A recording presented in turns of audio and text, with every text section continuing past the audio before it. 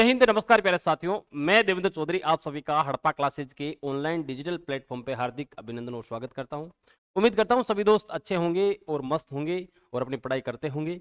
और इसी उम्मीद के साथ आज की क्लास का आगाज करते हैं दोस्त। और आज का हमारा इस 10 मिनट शो में पहला क्वेश्चन स्क्रीन पे दे रखा है कि राजघाट के पास 12 फुट की प्रतिमा, महात्मा गांधी की जो 12 फुट की प्रतिमा है और गांधी वाटिका का उद्घाटन है वो किसके द्वारा किया गया है।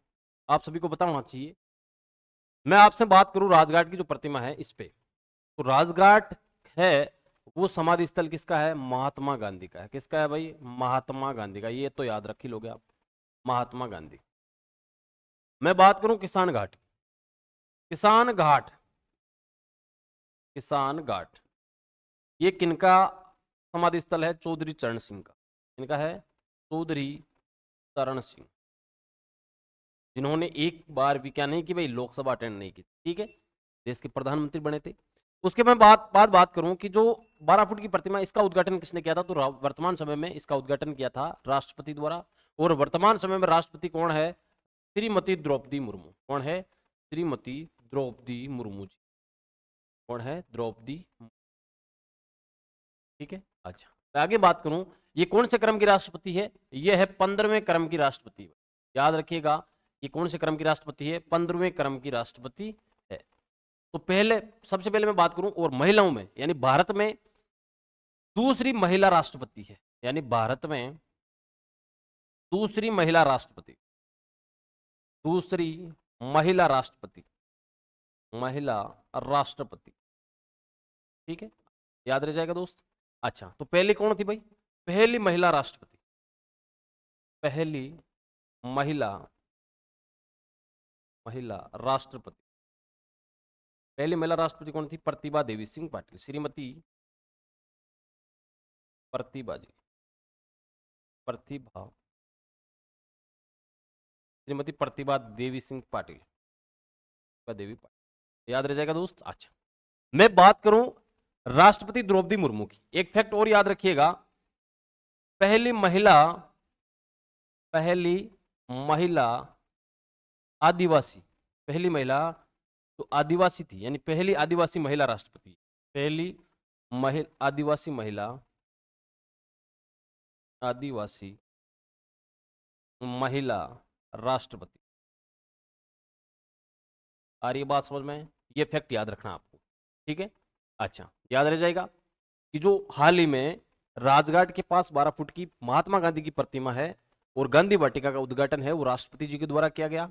और राष्ट्रपति है श्रीमती द्रौपदी मुर्मू। ये कौन से क्रम की है? ये 15वें क्रम की राष्ट्रपति है दोस्त। और ये भारत की दूसरी महिला राष्ट्रपति है।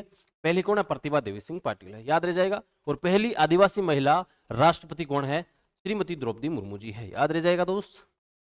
अच्छा, आगे मैं बात करूं, अगले क्वेश्चन की ओर चलते हैं। अगला क्वेश्चन आपके सामने स्क्रीन पे दे रखा है। 2023 में 43वां एशियन, सॉरी आसियान, इसको लिख लो भाई, हिंदी में लिख लो, भूल जाओगे। आसियान, आसियान शिखर सम्मेलन की मेजबानी किसने की है? मेजबानी की है किसने? जकार्ता ने, इंडोनेशिया, ठीक है। और वर्तमान में 10 सदस्य देश हैं इनके। कितने देश सदस्य देश हैं? 10 सदस्य देश है। आसियान शिखर सम्मेलन है की मेजबानी की है किसने? जकार्ता, इंडोनेशिया ने।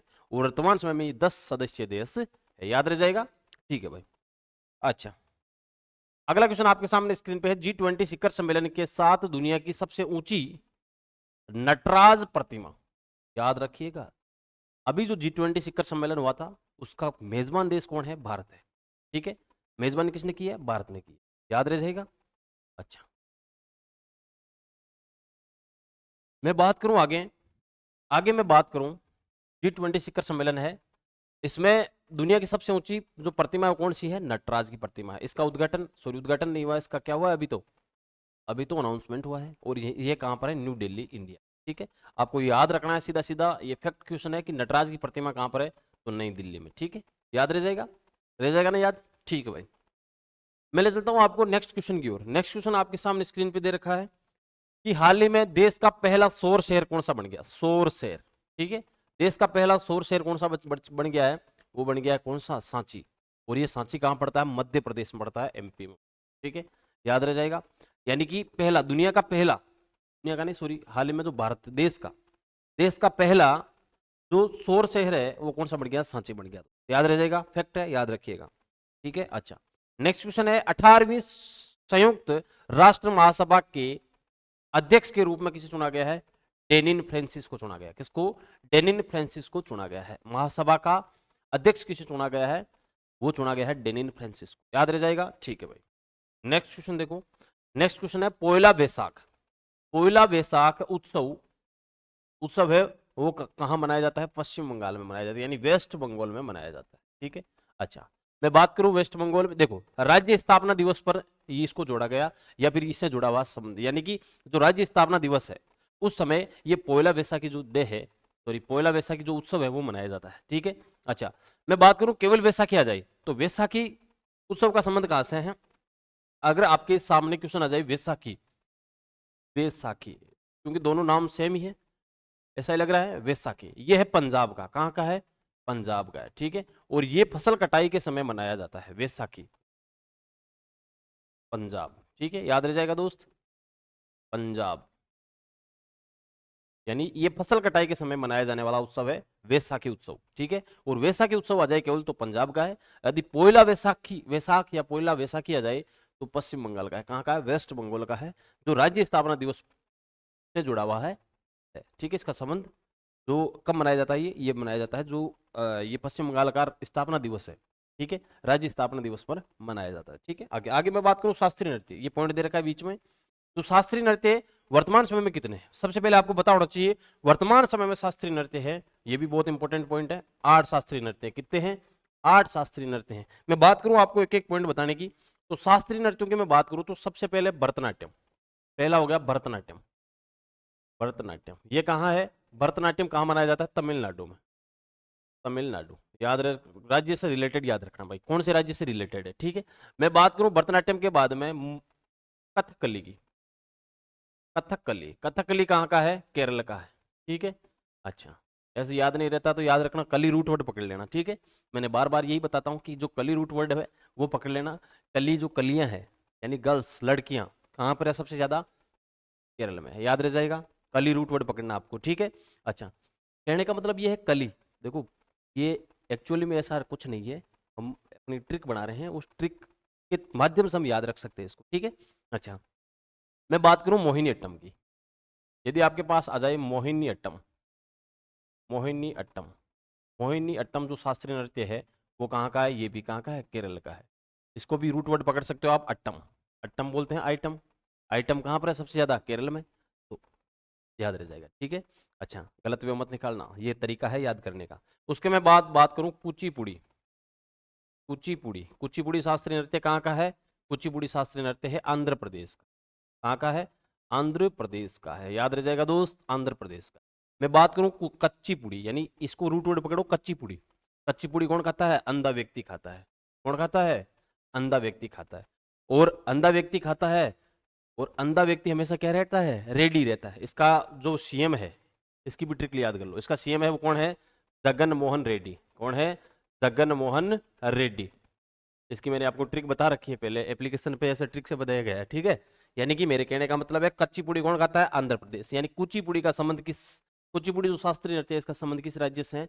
आंध्र प्रदेश से है। और आंध्र प्रदेश यानी अंधा व्यक्ति हमेशा क्या रहता है? रेडी रहता है, तो जगन मोहन रेड्डी। ठीक है, अच्छा। अब मैं बात करूं आपके, कौन सा हो गया? कच्चीपुड़ी हो गया। उसके बाद में बात करूं ओडिसी का, ओडिसी, ओडिसी का संबंध किससे है? उड़ीसा से। ठीक है, ओडिसी शास्त्रीय नृत्य का संबंध किससे है? ओडिशा से है। मैं बात करूं मणिपुरी की तो मणिपुर से है। मणिपुरी शास्त्रीय नृत्य कहाँ का है?